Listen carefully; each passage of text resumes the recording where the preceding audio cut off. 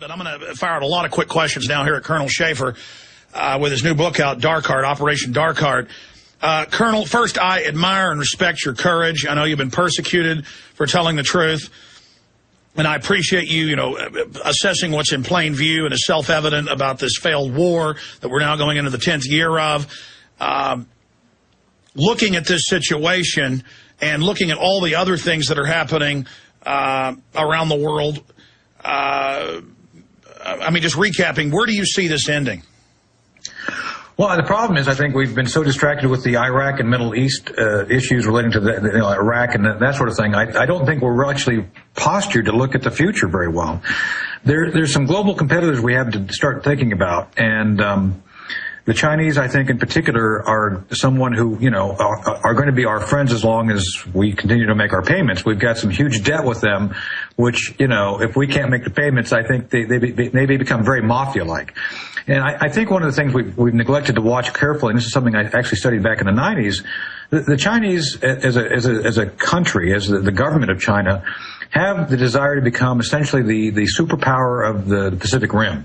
And we have two allies in particular, besides the Japanese in particular and the South Koreans. There's two other allies in that area, the Australians and New Zealand folks, the Kiwi, who are concerned about what's going to happen should the Chinese become much more dominant in that region. And I think that's one of the things we have to be. Well, they've already, as you know, taken over most of the mining for rare earth minerals that are key to missiles, cell phones, and China has announced they are cutting back on rare earth minerals to the United States. And so that means we won't be able to make stuff here because they've been smart. They've gone out in Africa and Australia and Latin America and South Texas and the Rockies, wherever you can find these, and they've literally created a 94% global monopoly over this. They own most of our debt. Washington has completely destroyed this country's security.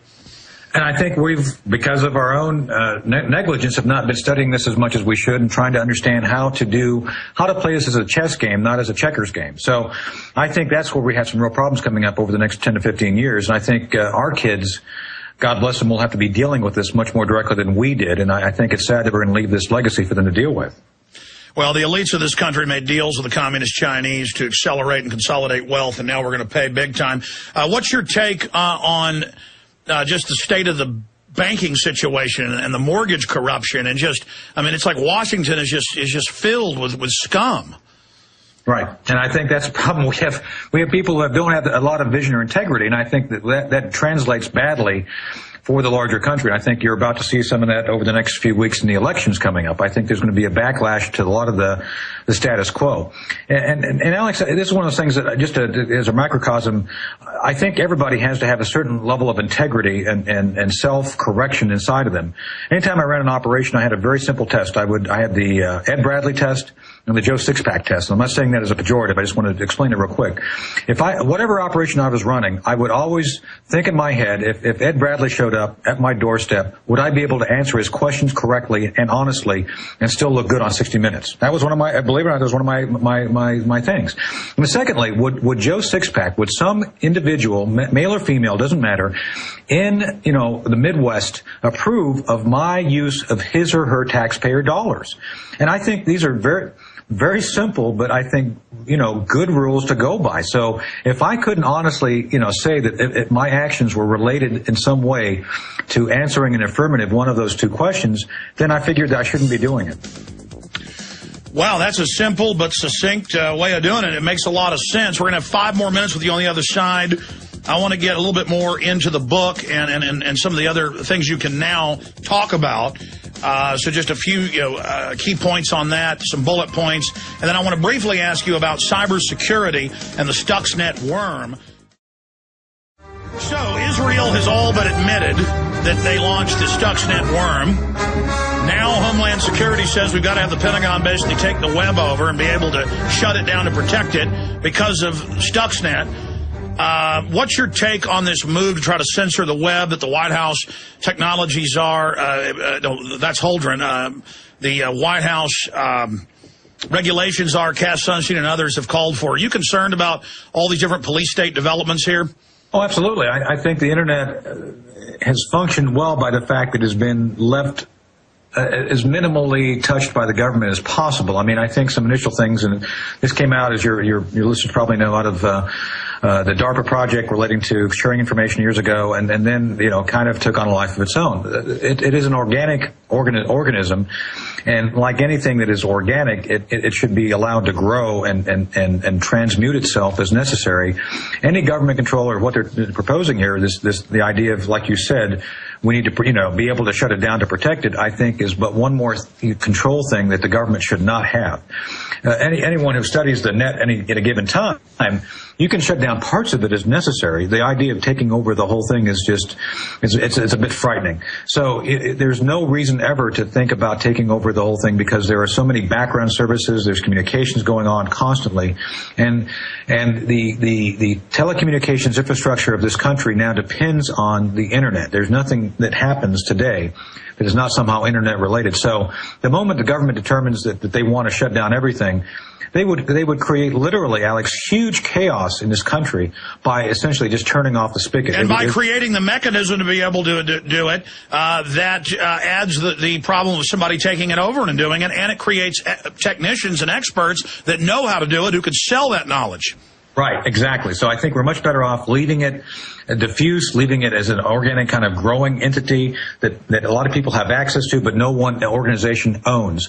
It reminds me of a while back when the French wanted to actually make sure that their whole internet was only done in the French language, which to me was loony. The whole idea here is free exchange of information, ideas, and commerce. So again, I don't think the government in any form should be the one trying to determine how, to control it. I think there are elements within. Sure.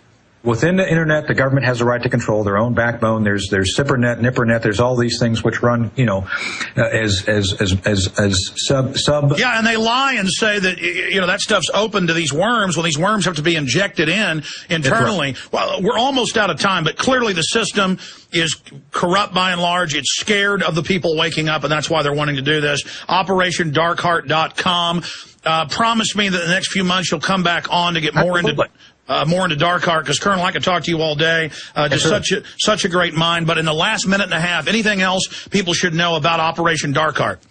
Well, the summary of the book, and I encourage them to pick it up, is it really does talk about the tipping point in Afghanistan.